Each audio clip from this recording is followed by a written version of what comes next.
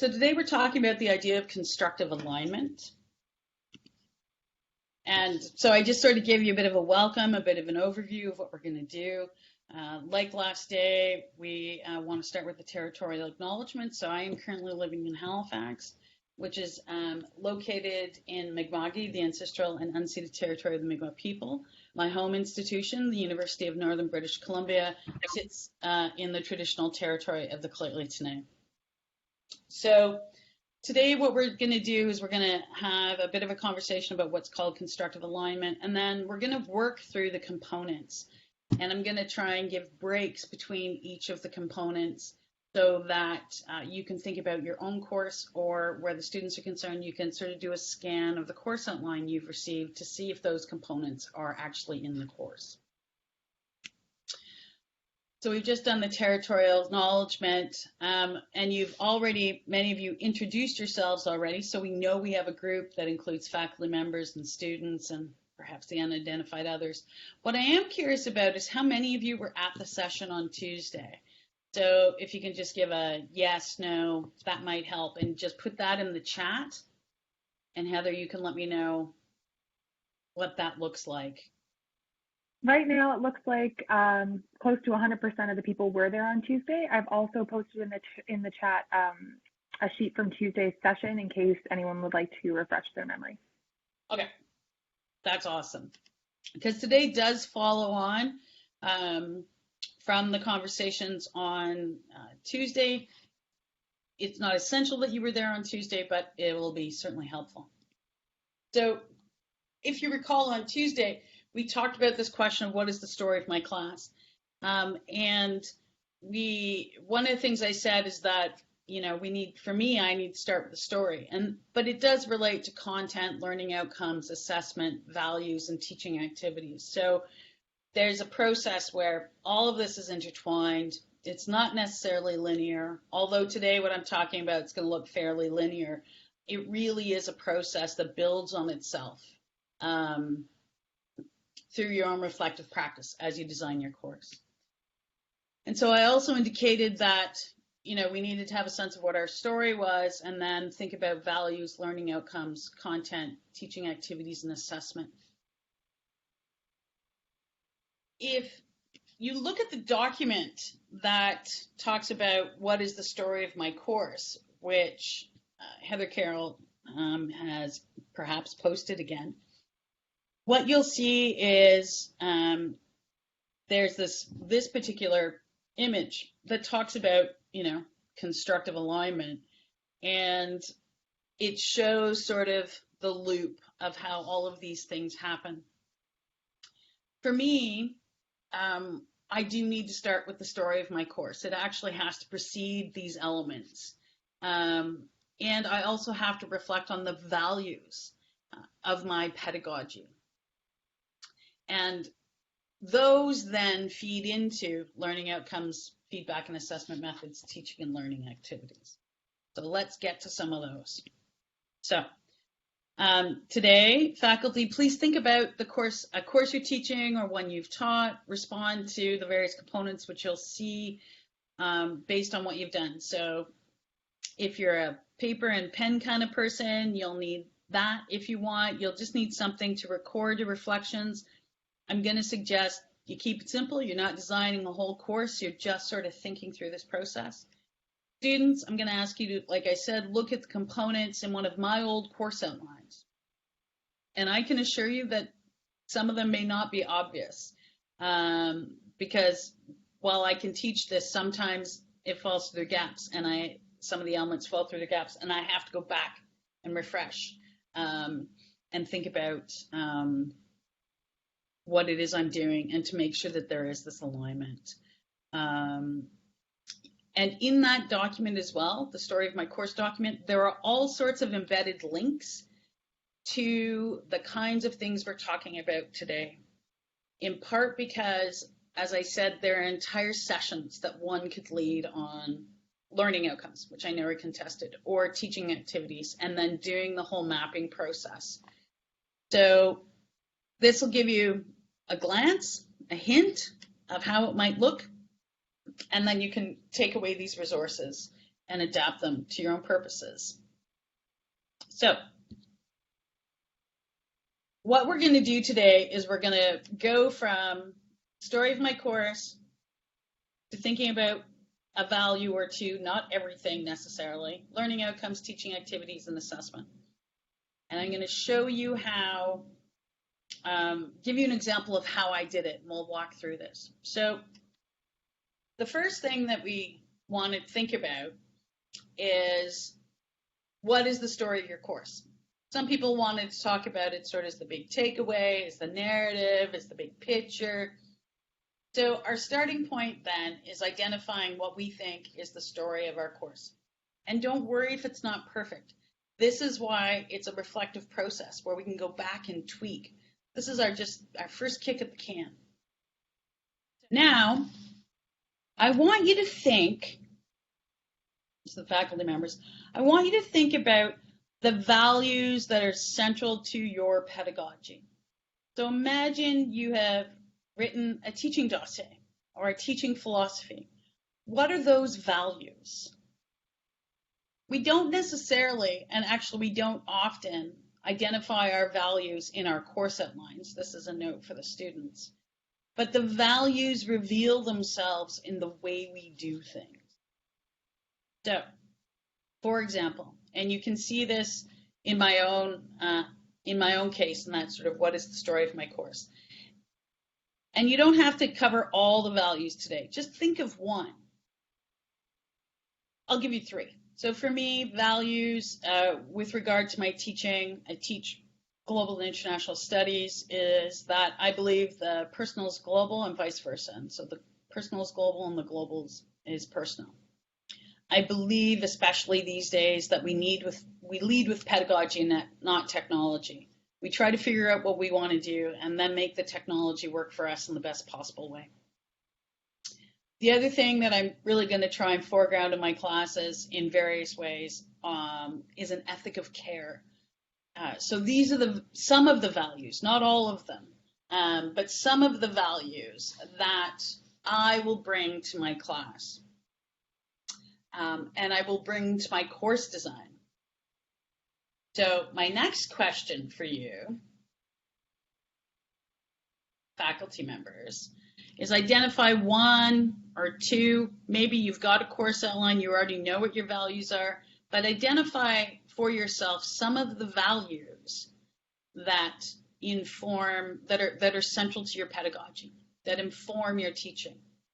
And for the students, have a look at that course outline and see if you can intuit or ferret out some of the values that may inform that particular course. Okay? So in this instance, I am going to give us 4 minutes.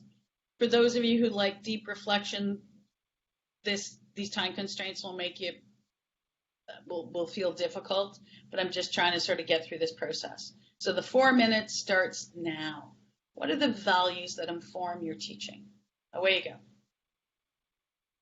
Heather, we have one question from the chat. I'm wondering if the following things are really considered values, and that's active learning, innovation, and the relevance of learning. Sure. I would say that they're a bit broad. Mind you, one could say that my values are very broad as well. But yeah, you value active learning in the classroom. Yeah, I think those are fine. Okay, that's time.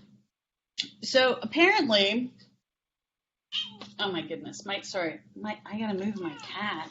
He was like hanging out.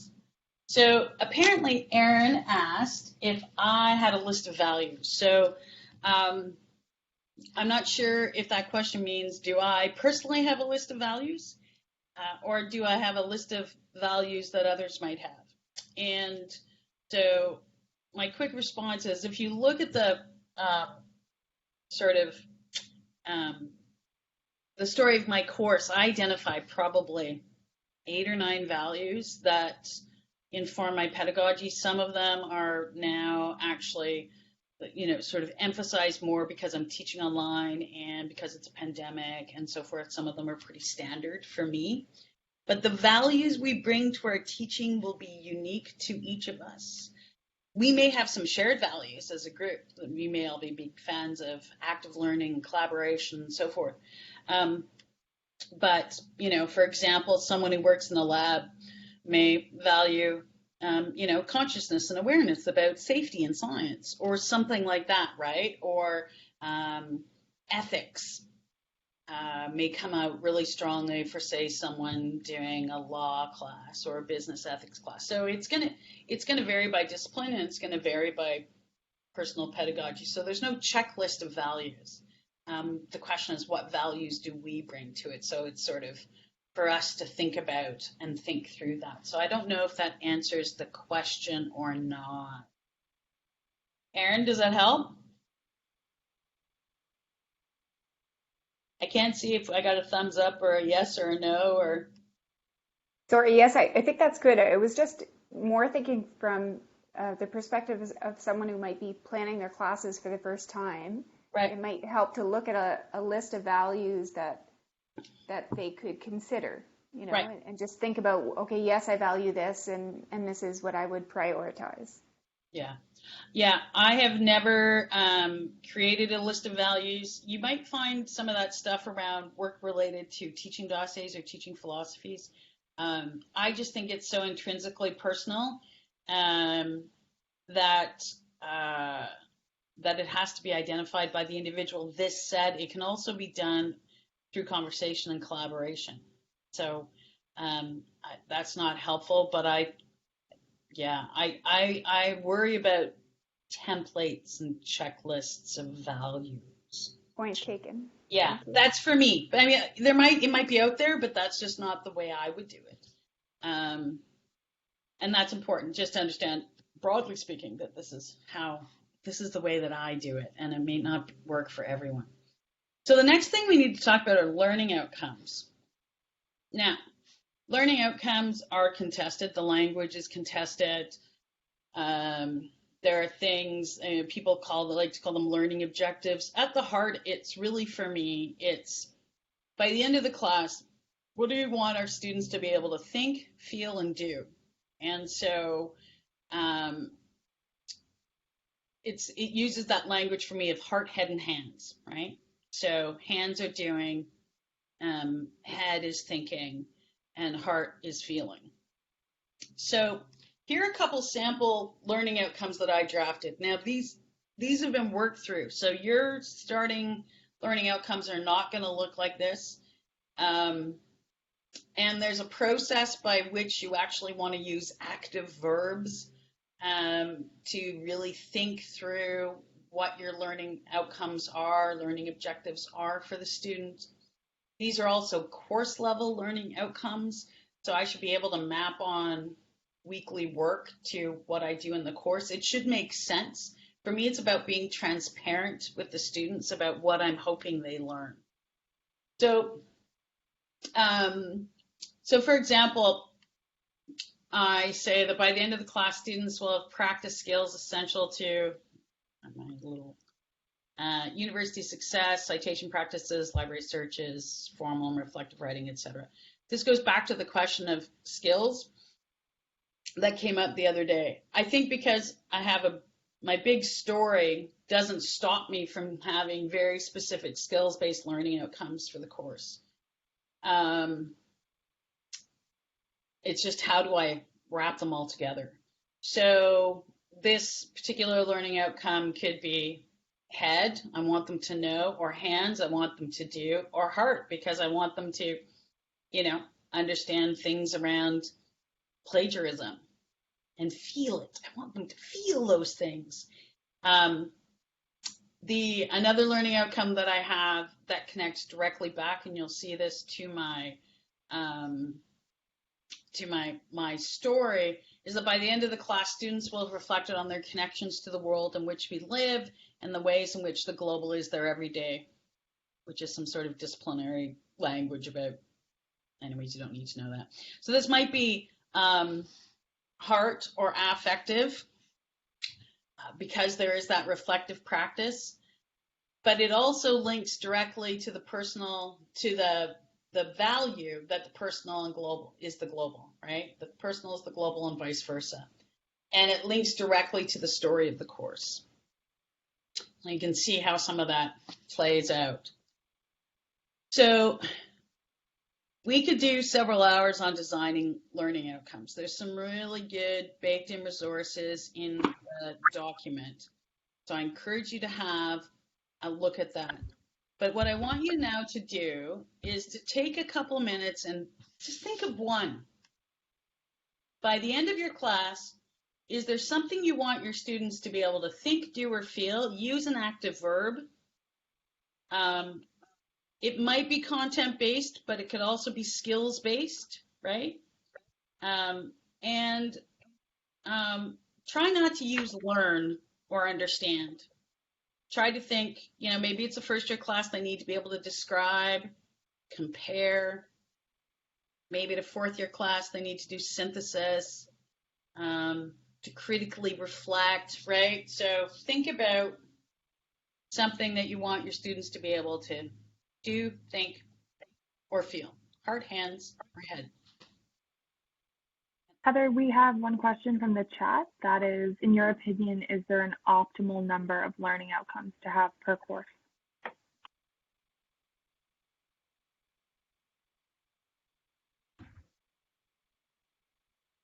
That's a good question. I've never thought of the number. For me, what I tend to find is that my learning outcomes at the course level will relate to, in some ways, the assessment. So I don't know if that makes any sense. So the number will depend on what it is I want them to do by the end of the course.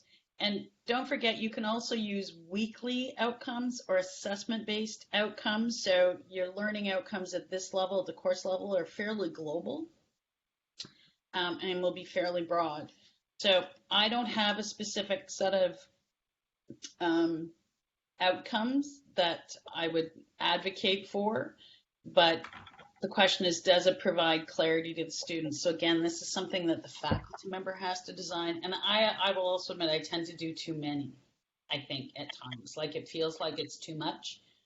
And then I just pare back things, but it also requires that I pare back other elements of the course. So again, I don't have, there's for me, there's no template on like 5 outcomes or 10 outcomes. But at this level, they're course level outcomes, and so they're fairly global. So you can get more detailed as you move into the assessments and to the weeks. Ellen shared a really interesting link in the chat. It's Bloom's taxonomy of measurable verbs. So definitely open up that link if you'd like to check it out.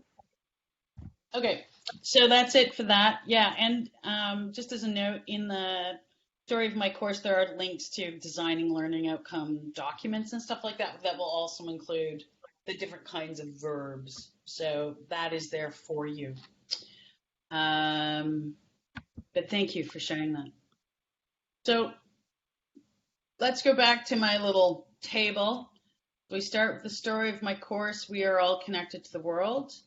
Then we'll just pick one value in this instance. The personal is global and vice versa.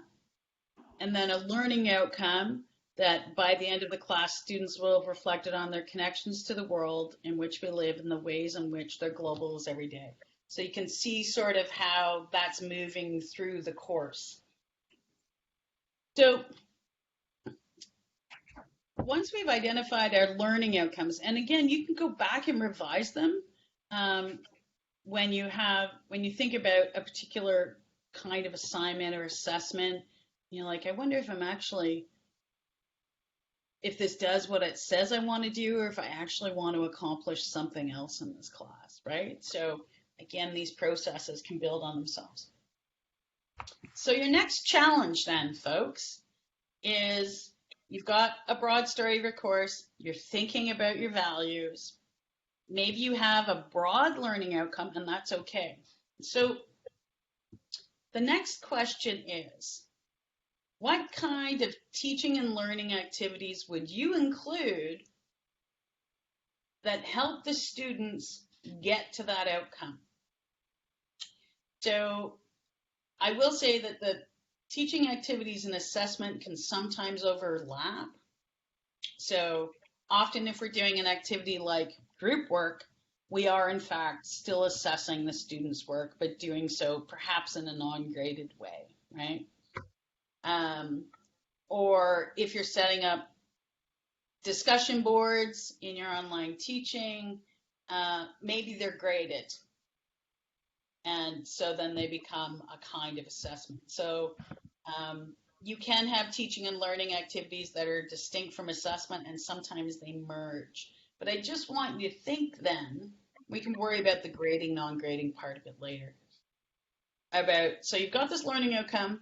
Now, can you think of a teaching activity for those of you who are going online, maybe something you can do online? For those of you who are doing something more blended, how are you going to do that? So what are you going to do in your teaching that's going to link to that particular learning outcome? And you just have to come up with one thing. And I just want to note that not all values and all learning outcomes have to be reflected in every activity and every assessment, right?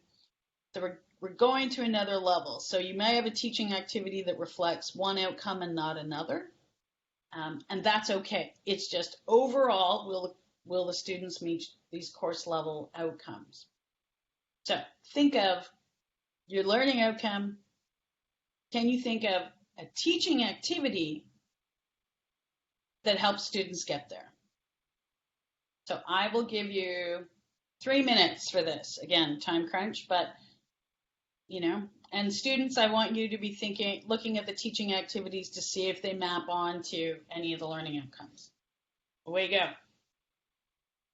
So here's an example of a learning activity that I did, that I tried, or I'm hoping to do in my class. So the learning outcome was, by the end of the class, students reflected on their connections to the world. And so the teaching activity that I want to design, and I need to figure out the right technology for it, is set up discussion groups that include photos of the students every day and prompts to link the text. So this is where you get some of the content stuff, and for the students to reflect on their connections. So it's it'll have to be designed in a way that uses something that's really visual, that has them having conversations, but it is about a reflective practice where they link what they're reading to photos they might take, to ideas in the class. So that for me is sort of trying to get them to do that. So you can see how it goes from learning outcome around reflection to a teaching activity around reflection. So the next stage then, and this one can be some of the trickier parts, is assessment. So you've got a teaching activity which may in and of itself set itself up for assessment. So keep in mind we have assessment that might not be graded, that we actually assess all the time. You think about assessing for participation or assessing group interaction when you're doing face-to-face. Assessment for a lot of teachers is ongoing. But then there's the assessment that's graded. And so the question becomes, how then do we take these teaching activities and assess them? Okay, that's it. So I'll give you an example of how I worked through this, or I'm working through this, because I'm still working through this. So assessment might be an introduction to global studies, which is the course, photo gallery, plus rubrics or guidelines that link back to reflection, connection to the world, and so forth, right? So maybe have the students create a photo gallery for themselves that becomes a reflective piece that also links back to the course content. So they've done some of the work already in their discussion groups, and then they could do individual work, or maybe they could do group work. They could do short reflective essays that also build in on that theme. So there's a variety of things I could do, particularly not always the hugest fan of rubrics, but I actually use them a lot because I can ask the students specifically for, please ensure you reflect, right? So I think we should be able to be as clear as possible with our students around our expectations, although sometimes it's hard in some areas. So there's an example of me going from the story of my course down. In some ways, it's sort of this funneled process, right? So an inverted pyramid from the broad to the specific, getting down to an assessment. And lost my cursor. And here's another example. So one of the things I value in my courses, generally speaking, not just my intro course, the idea of students as partners, as the ideas of students as co-creators in the classroom. So one of their learning outcomes in my first year class is that the students will have collectively created class assessments based on course materials. So they become the creators of that. So teaching activity might be students set up a glossary of key terms or concepts and readings through the mini lectures I do and the tutorials. And then the assessment becomes crowdsourced quizzes, so designed by the students based on their work in tutorials, and the students create them for each other. I've used crowdsourcing exam material tons of times, and it's really amazing. So in my upper division courses, I often have students design a week or two of content, like they'll do it collaboratively and they decide what they want to do, and it gives you really interesting insights. So there's another example of we're connected to the world, the value of students as partners, and you get this element of class-created assessments, and then it sort of flows from there down to a particular kind of practice. So I am going to stop sharing. That is it for that conversation. And I see all these things now. So we have about 13 minutes. We don't need to necessarily take all of that time, but I'm curious to know, I know there was a ton jammed in there, but I'm curious to know how folks felt about working through that process.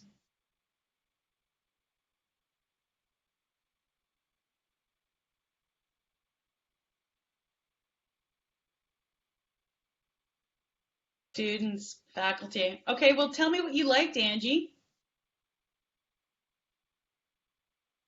Sure. Sorry, I knew as soon as I did that you were going to ask me. I really liked, because I did think about the course that I'm going to teach this fall, and I've been thinking a little bit about how I'm going to do it differently, even though I am teaching it face-to-face. So the process of thinking, okay, what was my story? What is my story? And for me, I said, what's the big picture? What do I want my students, when they're done the course, how do I want them thinking differently? Then I thought of my values, and I really loved Erin's question to you, because my values are on active teaching and learning, on having students being very engaged with the content, part of it in service learning, but in the classroom as well. And then when I thought of the learning outcomes, love how you use the head, hands, and heart. I don't think I've written great learning outcomes before, so that helped me phrase things differently, and then using the words. So, and I just picked a simple topic, something that I've been thinking of working on. So students can interpret and use growth charts in their work with kids. So in their work with physical activity, it's not well phrased yet. Then I thought about, what am I actually going to do in class? So I have, an activity that they're going to work with growth charts. I have real data on kids that they can plot, which doesn't always fit perfectly. It doesn't follow the same curve, which is what I want them to see, and I want them to see it for a couple of different ones. And then I thought for assessment, because I've not formally, or even, not even in the formative feedback. I've given formative feedback along the way, but I've not had an assessment that I've given grades to before. But I started to think about what I could all put into that. And then the bits of how could I get students to provide a response that allowed them to look beyond what we just did in class. So I don't know if that really answered the question so much as I just went through the process and I loved it because I feel like I've got a new assignment.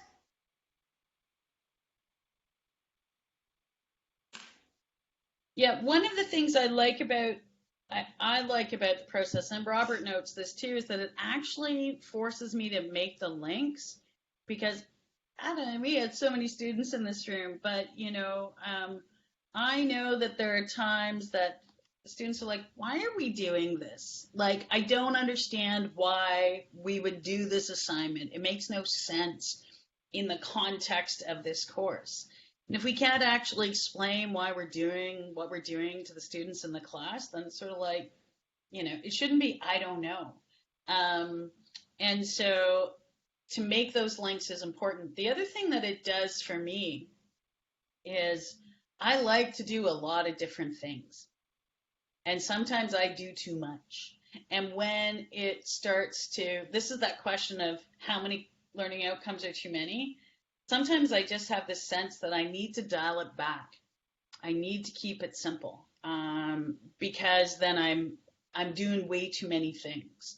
So not every, this is that point of not every value is going to manifest in a baby assessment, but you might have, I always use take-home final exams. I always have reflective practice. Sometimes I'll have the students doing collaboratively.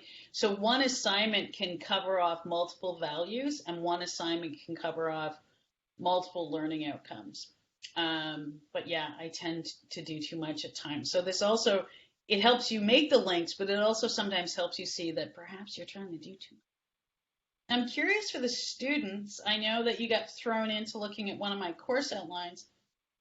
Does any one of the students have any insights arising out of looking at a course outline? Because you're going to be doing some of that. Aaron, sorry, I know it's being very quiet, but yes. Yeah, I try to put the story in the course description, for sure. And then it falls out from there. And one of the reasons why the students I gave you that syllabus is because that's some of the work that you'll be doing. People will come to you with partial syllabi or ideas, and so, yeah, okay, the assessment connects to the story. Exactly. So that's just a prompt, and you're early in your training, so I leave that to you. I'm just mindful of time, and I just want to note Rosemary very astutely observed that she enjoyed the quiet time.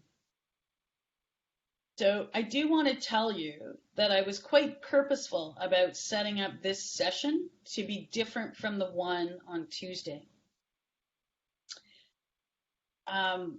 Because we need different kinds of spaces, and we need different kinds of flows, and sometimes we just need that quiet time, even together. So that better together doesn't always mean that we're better together talking. Sometimes it's better together just reflecting, and using reflective prompts and doing it in community. And I also do this because in my classes, sometimes it could get very busy, go figure. And sometimes we just need quiet. We just need that time to process. So it also works well for those who just like a little bit of quiet time, as opposed to sort of the constant movement, which I tend to do, right? I tend to have a very sort of busy classroom. But that doesn't work for everyone, and sometimes it actually doesn't work for me either. So I leave you with that today. I am mindful that there's a lot going on that there is a lot in that designing my course document, that there's a lot for the students to be processing in their new jobs on day 4 when they've got tons to do. And so I am happy to discuss, this process with anyone on a one-on-one or a small group, because I understand that it really is a lot. And I'm happy to sort of share some of the things that I'm working on. Of course, there's also the doctor program that some folks are part of, and I will be popping into some of those sessions as well. And I'm happy to provide folks with more resources as needed. So today we had a quiet day, a reflective day, and I think that's it for me. And there's so many great questions that have come up that I have not answered. Let me just say, one must always be flexible. This is to Salma. One must always be flexible in their classroom. You can't change some things, but you got to learn to work on the fly because you never know what's going to happen. So it's sort of structured chaos at times, right? You just never know what's going to happen one day to the next. And then there might be a pandemic. So then you have to change things. Anyways, thank you so much, everyone. Thank you, students, for your lovely questions. Robert, I will happily share the PowerPoint. I will send it to Heather Carroll, and we can go from there. And if anyone wants to chat, let me know.